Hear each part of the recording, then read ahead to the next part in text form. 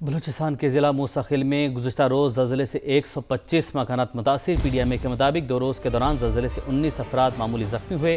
متاثرہ علاقوں میں امدادی سرگرمیاں جاری ہیں۔ زخمیوں کے علاج کے لیے میڈیکل کیمپ بھی قائم کر دیے گئے ہیں۔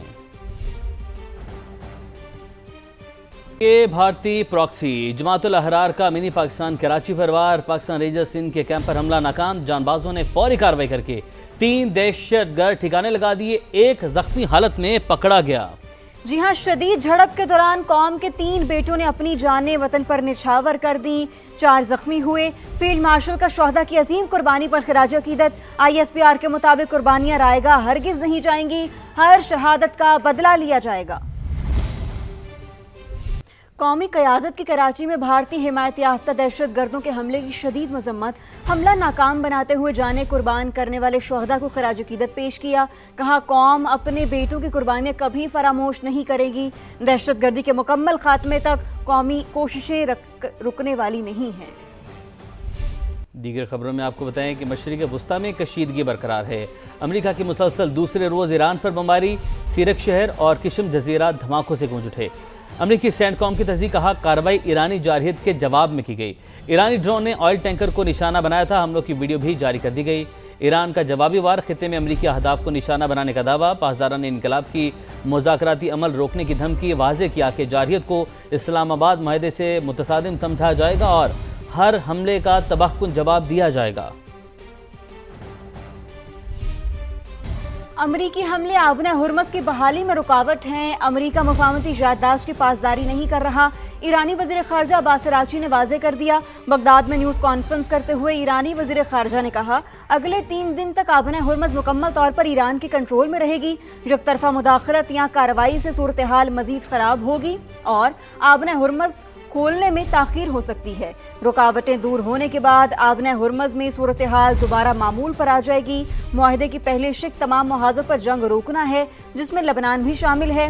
امریکہ کی ذمہ داری ہے وہ اسرائیل کو حملوں سے روکے۔ عراقی وزیر خارجہ فواد حسین نے کہا آبنہ ہرمز میں جھڑپیں ہو رہی ہیں، یہ جنگ پورے خطے کے لیے نقصان دہ ہے، اسے اب ختم ہونا چاہیے۔ دوسری جانب نائب وزیر اعظم اور وزیر خارجہ اسحاق ڈار کا بحرین کے وزیر خارجہ سے ٹیلی فون پر رابطہ ہوا۔ دونوں رہنماؤں نے اسلام آباد MOU پر دستخط کے بعد خطے کی بدلتی صورتحال پر تبادلہ خیال کیا۔ ترجمان دفتر خارجہ کے مطابق بحرینی وزیر خارجہ ڈاکٹر عبداللطیف بن راشد نے اسلام آباد مفاہمتی یادداشت پر دستخط پر اسحاق ڈار کو مبارکباد دی۔ مفاہمت ممکن بنانے میں پاکستان کے تعمیری کردار کو سراہا۔ امید ظاہر کی کہ مفاہمتی پیشرفت خطے میں پائیدار امن و استحکام میں مددگار ثابت ہوگی۔ ڈاکٹر عبداللطیف بن راشد نے کہا وہ جلد پاکستان کا دورہ کریں گے۔ ترجمان دفتر خارجہ کے مطابق ڈاکٹر عبداللطیف بن راشد وزیر اعظم، وزیر خارجہ اور چیف آف ڈیفنس فورسز سے ملاقاتیں کریں گے۔ نائب وزیر اعظم اسحاق ڈار نے کہا خطے اور اس سے باہر امن و استحکام کے لیے مکالمے اور سفارتکاری کو فروغ دیتے رہیں گے۔ اب آپ کو بتائیں کہ 65 دن گزرنے کے باوجود صومالی قزاقوں کی قید میں 10 پاکستانی آج بھی وطن واپسی کے لیے حکومتی توجہ کے منتظر ہیں۔ ان مقدموں میں ایک سیکنڈ آفیسر کاشف بھی ہیں۔ ہر گزرتا دن کاشف کے اہل خانہ کی بے چینی میں اضافہ کر رہا ہے۔ معلومات حاصل کرتے ہیں فروالی سے، جو کہ کاشف کی اہلیہ اور بیٹی کے ساتھ موجود ہیں۔ جی فروا۔ 65 دن گزرنے کے باوجود بھی صومالیہ میں یرغمال 10 پاکستانیوں کے اہل خانہ آج بھی اپنے پیاروں کی راہ دیکھ رہے ہیں۔ ہمارے ساتھ انہی میں سے ایک محمد کاشف کی اہلیہ موجود ہیں اور بیٹی موجود ہے، ان سے بات کرتے ہیں۔ آج 65 دن پورے ہو گئے ہیں، ہم ہر جگہ جا چکے ہیں، حکومت سے اپیل کر چکے ہیں، احتجاج کر چکے ہیں، کوئی بھی ہمیں 0% وہ ہے معاملہ نا، کیونکہ گورنمنٹ کہتی ہے کہ یہ انٹرنیشنل معاملہ ہے۔ ہماری 4 جون کو بات ہوئی تھی لاسٹ بات، وہاں کے جہاز کے نو اپنے حالات بتا رہے تھے کہ جہاز کے حالات بہت زیادہ خراب ہو چکے ہیں، کھانا بالکل بھی نہیں ہے، کھانا بالکل ختم ہو چکا ہے، صرف دن میں 1 دفعہ بوائل چاول دیے جاتے ہیں، پانی اتنا گندا ہے وہاں دیا جاتا ہے، بیماریاں بہت زیادہ ہو گئی ہیں، سب کو انفیکشن ہو گئے ہیں، شوگر ہے سب کو زیادہ تر ہو گئی ہے، بہت زیادہ بیمار ہے۔ ٹھیک ہے، آپ کیا کہیں گی بیٹا بابا کے بارے میں یہ چاہتی ہوں کہ میں بابا کو جلدی سے واپس لیں۔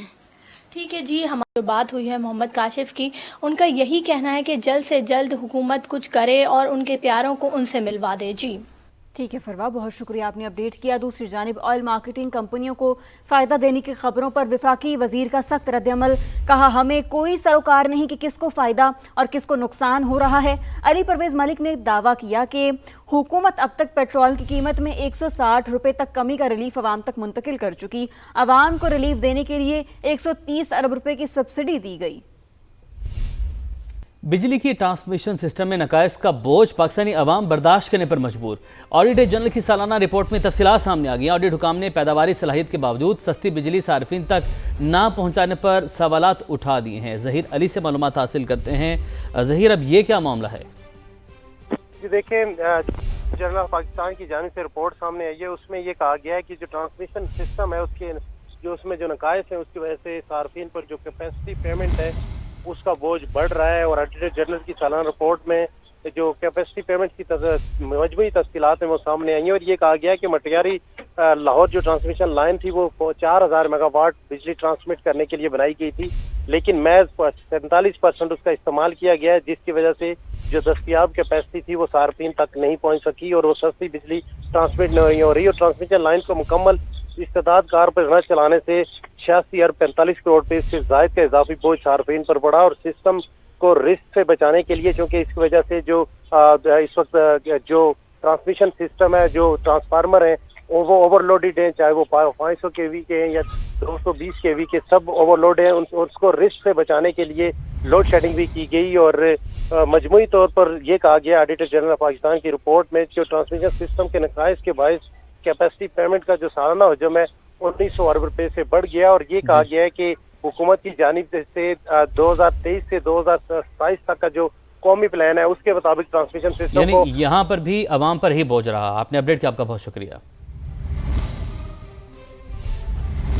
پیٹرولیم مصنوعات کی قیمتوں میں پچھلے ہفتے ہونے والی کمی کے باوجود کراچی کے عوام سے ریلیف سے محروم۔ اشیاء ضرورت کی قیمتیں کم ہونے کے باوجود مزید بڑھ گئیں۔ کچھ روز قبل 30 روپے میں فروخت ہونے والا ٹماٹر 300 روپے فی کلو ہو گیا۔ آلو، پیاز، ادرک اور لہسن کے نرخ بھی بڑھ گئے۔ خورشید عالم رپورٹ کر رہے ہیں۔ پیٹرول اور ڈیزل کی قیمتوں میں نمایاں کمی کے بعد بھی عام آدمی تک اس کا فائدہ نہیں پہنچ سکا۔ بازار میں ٹماٹر، آٹا اور چاول مہنگے ہو چکے ہیں۔ ایسے میں خریدار کیا کہتے ہیں، معلوم کریں گے انہی کی زبانی۔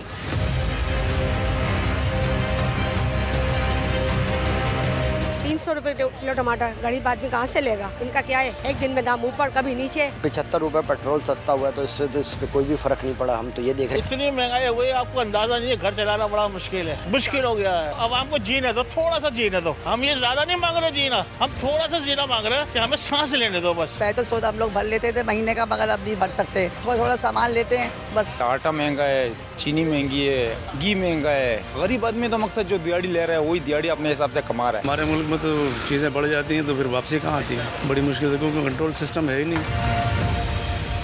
بازار آنے والے خریدار کہتے ہیں کہ حکومت قیمتوں کو چیک کرنے کا میکانزم ٹھیک کر دے تو عام آدمی تک پیٹرولیم مصنوعات کی کمی کا فائدہ پہنچ سکتا ہے۔ کیمرامین محمد عاطف کے ساتھ خورشید عالم، سما، کراچی۔ ایک اور اہم معاملہ، حکومت کی کفایت شعاری مہم کاروبار پر بھاری پڑنے لگی ہے۔ دنیا بھر میں توانائی بحران چھٹنے لگا، لیکن پاکستان میں نہیں۔ سرکاری محکموں میں تو پابندیاں اٹھا لی گئیں، مگر محدود کاروباری اوقات نے چھوٹے بڑے تمام تاجروں کی پریشانی بڑھا دی ہے۔